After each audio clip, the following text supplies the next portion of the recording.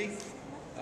My name is Stu Bailey. I'm the curator here at the Evergreen Aviation and Space Museum, and I want to welcome you to the dedication for the exhibit on the bond that lasts a lifetime, the story of teachers and their students, featuring Fred Gardner and Jack Swigert. Now, as I thought about when Dolly asked me to say a few words about, at the beginning here, I kind of thought about it, and what came to my mind was an email that got sent around not too long ago, as everybody gets those lovely emails that people send in large quantities, blast out to the world. But this one really hit home. It said something to the effect of, if you think for a minute, can you name the last 5 winners on American Idol? Can you name the MVPs from the last 5 World Series games? Can you remember the people, actually my end of things, I think about it, the names of the people that walked on the moon? Beyond Neil and Buzz, it tends to get lost. But the thing is, if you stop for a minute and think of 1, 2, 5 teachers that made a difference in your life, I think everybody can do that without a second thought as to the people that made a difference. And that's what's really important to all of us. We are all of us are social animals. So we learn from each other. No learning takes place on our own. I mean, we read and so on, but reading can be forgotten. It's when somebody takes the time to show you something, help you learn something, work with you, that is when true learning happens. And so it's really important, quite honestly, that we honor our teachers. We don't do enough of that in this day and age. Teachers are who form who we are. And I think back to the course that I've taken in life. I can pick 1 or 2 teachers that kind of tapped me on the head and said, "Hey, you need to be looking at doing something like this," and exposing me to new things, new ideas. And so it's a great pleasure here to be able to put up an exhibit that talks about teachers and their effect on people. In this specific case, when we're talking about a teacher and a student, and Dolly will talk a little bit more specific about the teacher and the student, it's really important to remember that it may not be always a teacher in a classroom. Like when we say teacher, the first thing you think of is K through 12. But even I can think of things where people I've worked with taught me a little trick that is very useful to this day. And people will ask me, "How did you do that?" My boss back 20 years ago showed me this. So that teaching is not always necessarily something that takes place in a classroom. It can take place anywhere. And we always have to be open to those moments when we are affected by teachers and we ourselves become teachers. So it is a real pleasure to be involved in this project where we make this story known. And it was very exciting when Dolly came and talked to a gentleman by the name of Phil Stuba, who was our development director. Gosh, that's what, 3 years ago? Something like that, when we started this project, and Phil saw the idea here, and sometimes things take time around here, but we do get it done, and again, we're glad to be able to show you the results of that work that we've done together to build this exhibit. Now, next up, we would like to have Senator Betsy Johnson come and say a few words. And again, I want to thank you for being here at Evergreen today for this event.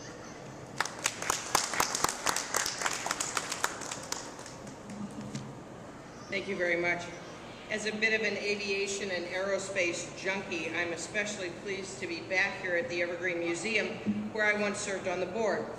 We gather today to pay homage to the extraordinary relationship that exists between flight instructors and their charges, the senpai and the kohai, the senior and the junior, the master and the novice. Every pilot in this room knows that nearly primal relationship that characterizes our aviation baptism. It is our preparation for those hours in which a pilot slips beyond the confines of this world. I remember my introductory flight lesson at Butler Aviation in Redmond like it was yesterday. Over the intervening years, other instructor pilots, a lot of them Vietnam aviators, loomed large, but there is no bond as bright as with the guy who trusted you on your first solo. I flew with a pilot at Hughes Aircraft on an orientation mission in a Hughes 500 Delta model. I was in the left seat. Speed near redline, out over the California Ocean in Malibu, Dr. Demento blaring on the headset, listening to Richard Lee's admonition not to do anything weird. By that, he meant nothing abrupt or jerky at the controls, but in hindsight, how could one get weirder than the scenario I just described? Or Lauren Dowdy, the chief pilot at Bell Helicopter. I flew with him a lot. He told the story of practicing auto rotations with a guy who didn't speak English as a first language. As they came into the maneuver in the vernacular of that aircraft, Lauren said, "Roll it off," meaning take the engine to idle detent. For the student, it meant shut down the engine completely. As the mechanics pulled the curled up skids away from the doors to free the crew after the crash landing, Lauren kept thinking to himself, the guy did exactly what I told him to do. Such is day-to-day flight instruction. For many of us, the words, "Houston, we have a problem," are permanently etched in our consciousness. The nation held its collective breath while a superhumanly calm and skilled commander guided his crippled aircraft back to Earth. We're here today to celebrate and honor the memory of that outstanding astronaut's first flight instructor. I'm going to close by reading an especially evocative passage from Antoine de Saint-Exupéry's Wind, Sand, and Stars. When I left that room, I was filled with childish pride. It was now my turn to take, at dawn, the responsibility of a cargo of passengers and the African mail. At the same time, I felt very meek. I felt myself ill-prepared for this responsibility. Spain was poor in emergency fields, we had no radio, and I was troubled lest when I got into difficulty, I should not know where to hunt for a landing place. Staring at my maps, I could see no help in them. And so with a heart full of shyness and pride, I fled to spend this night of vigil with my friend Guillaume. Guillaume had been over this route before me. He knew all the dodges by which one got a hold of the keys to Spain. I should have to be initiated by Guillaume. When I walked in, he looked up and smiled. "I know all about it," he said. "How do you feel?" He went to the cupboard and came back with glasses and a bottle of port, still smiling. "We'll drink to it. Don't worry. It's easier than you think."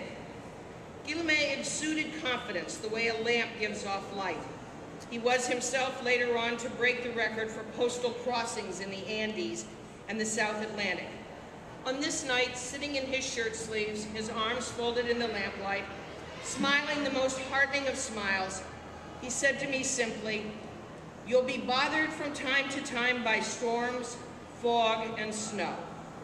When you are, think of those who went through this before you and say to yourself, what they could do, I can do."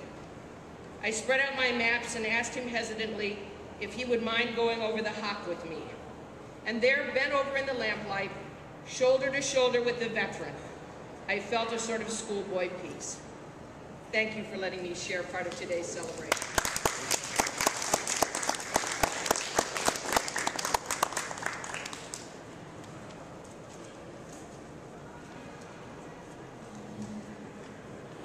All 13 flight controllers, listen up. Give me a go, no go for launch. Booster. Go. Retro. Go. Final. We're go fly. Guidance. Guidance go. Surgeon. Go flight. Econ. We're go flight. GNC. We're go. Telmune. Go. Control. Go flight. Procedures. Go. Inco. Go. FAO. We are go. Network. Go. Recovery. Go. Capcom. We're go flight. Launch control, this is Houston. We are go for launch. Copy that, Houston. Thank you, Stuart Bailey. and Dale Smith for creating and organizing this wonderful display for the Evergreen Aviation Museum. And thank you, Senator Johnson, for coming to speak today. We have the privilege on this Father's Day weekend, 2012, to honor two great heroes. Our father, Captain Fred C. Gardner, Flight Commander, and Jack Swigert, Command Module Pilot for Apollo 13. Imagine with me for a moment our father, Grandpa, great-grandpa, Freddie Carl, as a young boy in the farmlands of Kansas and Missouri. Fred Gardner wrote the story of Grandpa's dream, which I will share with you.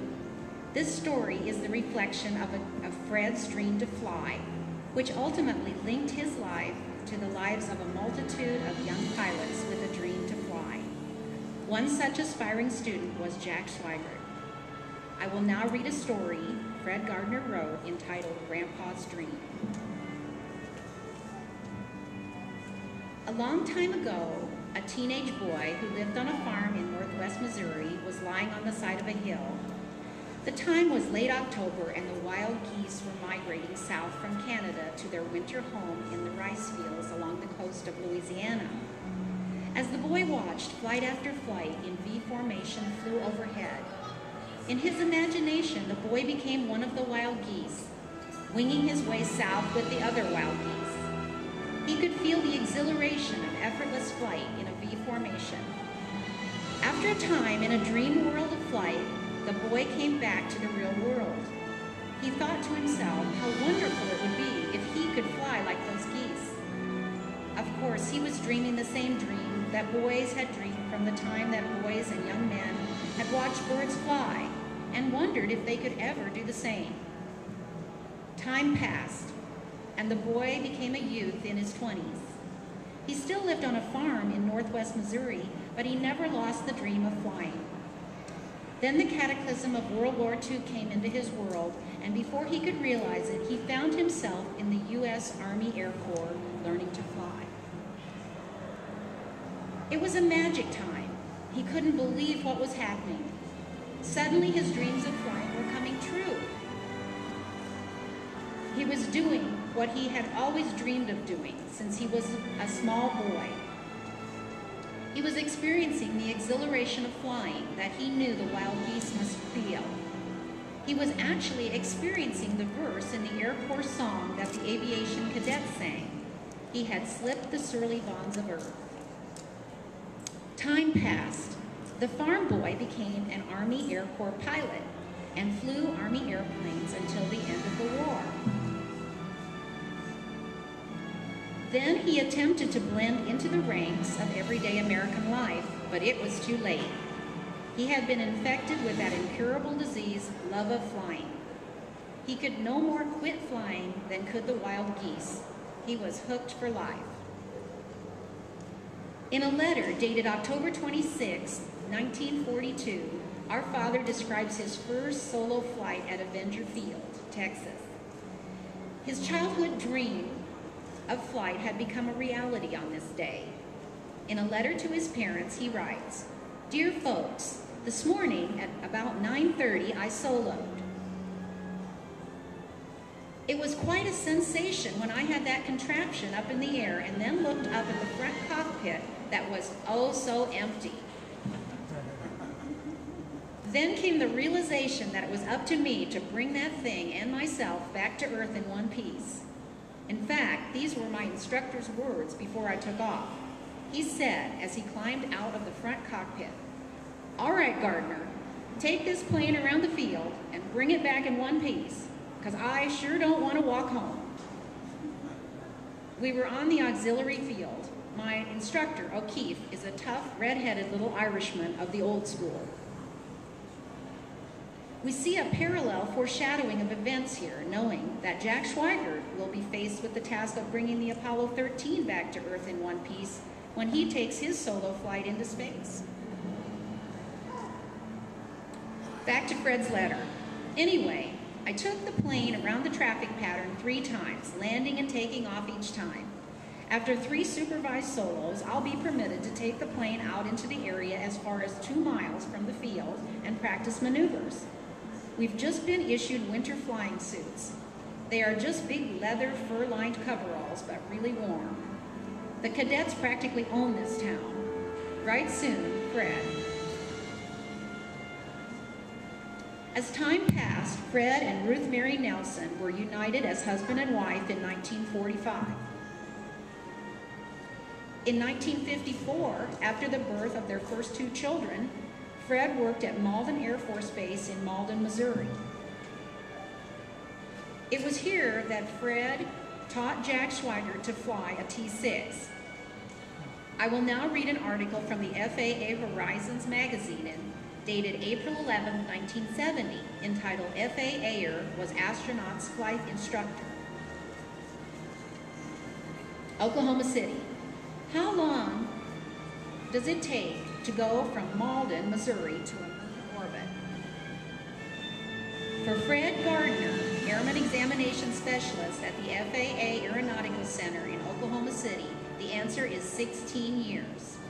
Gardner should know because in 1954, one of his top students at Malden Air Force Base was a clean-cut, young Air Force cadet named John L. Swigert, Jr., now an astronaut. As a contract flight instructor, Gardner put Swigert through some 80 hours of rolls, loops, spins, and cross-country jaunts. After Swigert completed the regulation 20 hours in a Piper Club to complete primary training. Looking back, Gardner remembers that Swigert was one of the best students he had in a 5-year stint as an instructor for the military. Just as each moon trip has its real beginnings at a grass strip or airport, much goes on in between such fledgling starts when budding pilots master the basics of flying and blast off. Gardner notes now that Swigert sports the same crew cut, looks much the same, and still stands a trim 5 feet 11 and a half and 197 pounds. In the interim, the now 38-year-old bachelor astronaut of the tension-filled Apollo 13 flight added 3 college degrees, survived plane crashes in Korea and Colorado, and personally developed the original emergency procedures for the Command Module Instruction Manual, and got the chance to use them successfully. Fred Gardner was one of the millions of TV viewers who heaved a sigh of relief when Apollo 13's command unit splashed down in the Pacific, 4 miles from the USS Iwo Jima. At that point, Gardner and Swigert would agree it was a vast distance from Malden to the moon orbit and back.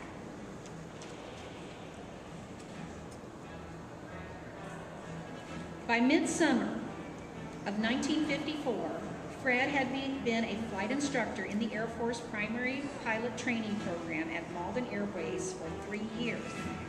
The student pilots of Class 55C reported for training in July. One of the 4 students assigned to Fred was a 22-year-old second lieutenant named John L. Swigert, Jr. Jack had graduated from the University of Colorado that spring with a degree in mechanical engineering. He had also earned an Air Force Reserve commission through the Air Force ROTC program. In addition, he played end on the University of Colorado football team. During the first hours of instruction, Fred recognized that Jack took to flying like a duck takes to water. Later in his career, as Fred recalled the more than 100 student pilots he had trained during his 16 years with the Air Force and Army primary pilot training schools, he mentally ranked them. In that ranking, he placed Jack Swigert among his top 4 student pilots. That ranking proved to be accurate in 1970 when Jack was selected as one of the 3 crew members of Apollo 13. The rest is history, as the whole world knows. Many men who trained at Malden made a career of the military and became great leaders. One man went on to become an astronaut that saved not only a mission, but the lives of all the men on board the space capsule. That astronaut, of course, was Jack L. Swigert, command module pilot of Apollo 13. In a letter written to Fred Carl Gardner, his Malden Air Base instructor in 1954, Swigert attributed much of his success to the instruction he received at Malden. In a letter dated May 14th, 1970, Jack wrote a letter to Fred from the National Aeronautics and Space Administration in Houston, Texas. Dear Fred, your letter was deeply appreciated. To be truthful, if I have any proficiency, a lot of credit must go to you, my first Air Force instructor. From your list of interesting activities, it does not sound like the months you spent teaching me left you with any fears of flying. A lot has happened between the time of the T-6 at Malden and Apollo 13. I do hope that sometime in the near future our paths will cross again and we can talk about old times. Again, thanks so much for your letters. Warmest personal regards, Jack Swigert, NASA astronaut. Jack's autographed photo reads, "To Fred with appreciation for your patient instruction, which started it all. Warmest regards, Jack Swigert." Fred had the opportunity to visit with Jack twice after the Apollo 13 mission, once at the University of Oklahoma City and once in Washington, D.C., where Jack was serving as executive director of the House Committee for Space and Aeronautics. From personal conversations, I know that he considered it to be one of his greatest accomplishments as a flight instructor to see one of his students become an astronaut, the Apollo 13 command module pilot. This meant everything to him, to see a student such as Jack Swigert not only become an astronaut, but also persevere successfully through the adversity of the Apollo 13 mission. In the back of his mind, the pride a teacher sees in the accomplishments of his students shone brightly. I can imagine Daddy thinking, Jack was one of my best students and I taught him well.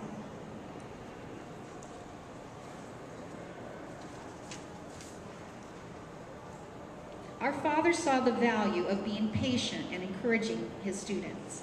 His manner was always positive, even in the face of adversity. He could teach raw beginners, including men who spoke no English and never had driven motorized vehicles before, how to fly planes. His attitude was, you can do it. He won perfect safety records during his career as a civilian aviation instructor. And later, he won the FAA's award for Distinguished Career Services in recognition of his career service marked by significant accomplishments and sustained excellence. Not bad at all for a Kansas farm boy. Finally, our father's optimism in the face of the darkest hours is an example to all of us, as it may have been to Jack Swigert when he faced the daunting task of bringing the Apollo 13 back to Earth. He was and continues to be an inspiration as a father, a grandfather, as a pilot, and a flight instructor. It is fitting that the dedication of this exhibit occur on Father's Day weekend, shortly after what would be Daddy's 94th birthday. The children and teens who visit this area of the Evergreen Aviation Museum can ponder the significance of their teachers and mentors as they see the exhibit that honors the bond that forms between teacher and student, a bond I know well as an elementary teacher. As a final presentation, I would like to give Fred Gardner's great-grandchildren a book of airplanes that they can make together and explore the dream of flight that their great-grandpa dreamed. Happy Father's Day, Daddy, from all of us.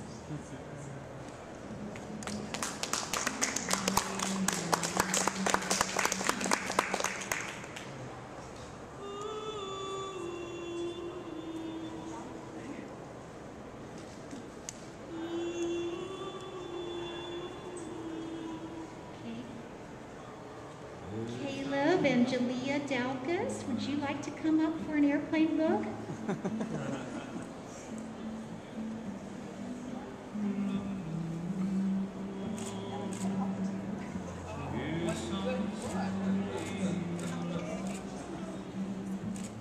And would Nellie and Flora Jane Dalkas like to come up for their airplane book?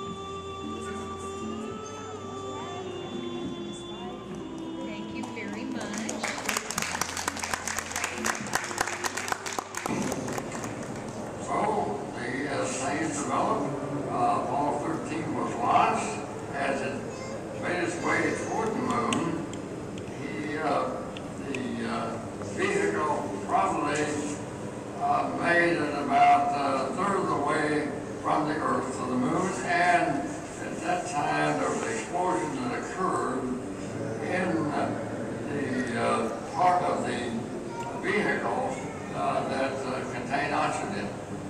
Well, as a result, they had a crippled vehicle, and they made a call to the area on the ground that did all the decision making on just what to do next, and the decision was on one thing, and that was the crew was advised to continue on around the moon, and after they had made the circle around it, to continue on back toward the Pacific Ocean where they had originally been decided to splash down, continue to get to that point of termination and jump out of the vehicle that was badly damaged and go down by parachute and land in the Pacific Ocean. There was 3 of them that were successfully made this trip, and they all survived, and of course all 3 of them became national heroes. I'm just here to show you a website that's been on my, it's been online since about 1998. My dad and I created it. He would send me edits, stories, aviation stories of events all through his career from the beginning when he was a young pilot. I think it really makes you really feel like you're right there with him when he's learning to fly and going through different, fairly dramatic forced landings and similar events. So I'll just show you some of his aviation stories, just to give you a flavor of some. So here's one that I especially like called the Shaved Tail Pilots, First Force Landing. And so you can, there's a picture of him, 1942, and this is at Avenger Field, Sweetwater, Texas. And can everyone see that okay? So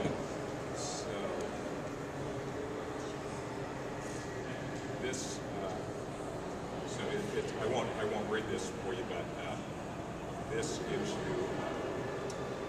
this is an example where he was going up in an airplane and he knew there was something wrong. It had just been maintained, and the guy in charge of the maintenance said, "Oh yeah, this plane is just in perfect condition. It's right as rain." And my dad had a suspicion it was not quite right as rain. There was something wrong with it. And so he did his initial check with the wings. They always do a check to make sure that the airplane, before they take it up, to make sure everything's right.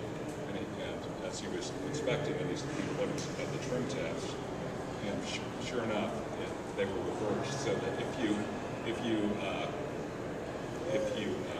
put the wheel controls forward, it would have the opposite effect of what you wanted to do. So it would basically guarantee you would have a crash. So he noticed that, and so they fixed that, and then he had to go through a real argument with the maintenance manager to get that fixed. So they said, okay, it's fixed, everything's right as rain now, it's all working properly. And so he takes it up and goes for another. He takes it up and it starts gasping. The engine is just gasping, and it's got something wrong with the throttle. And so he gets it. Finally, he gets it. He has to do a forced landing because he can barely maintain altitude. So he, basically almost crashes the plane in trying to get back to the airport. And but what happens is he wants to show the maintenance manager there was something wrong with this plane. It was gasping. There was something wrong with the throttle. And So when he shows the maintenance manager what happened, the throttle, they turn on the ignition, it seems to run fine. So my dad's thinking, oh my gosh, now they're going to think I was just a fool. There was nothing wrong with the thing. But then my dad says, open the throttle and I'll just review.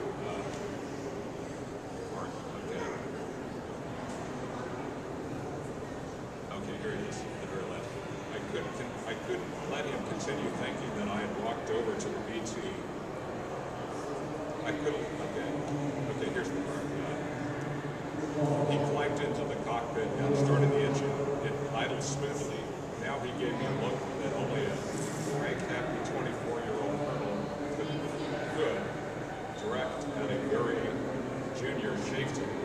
I knew just what he was thinking. Why you sense poor specimen of a pilot. There's nothing wrong with this airplane. I couldn't let him continue thinking that, so I walked over to the BT and climbed up on the wing, disregarding brake, and without saying, sir, I said, open the throttle. That he did, and the engine responded with a consumptive coffee smell. The sound of that coffee was sweeter to my ears than the song of a nightingale.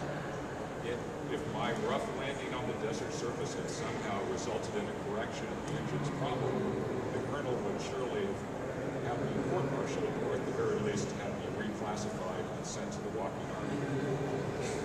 Fickle lady luck. This time she was kind to a poor, benighted, shaved-tail pilot. So I think it really gives you a feel for what it was like, and yes. Okay, well that concludes our dedication ceremony. Once again, I want to thank you for coming out today, and for everybody who helped out in making this such a wonderful opportunity to share the life of Fred Gardner and to talk about the story of teachers and their students. Thank you all. Thank you.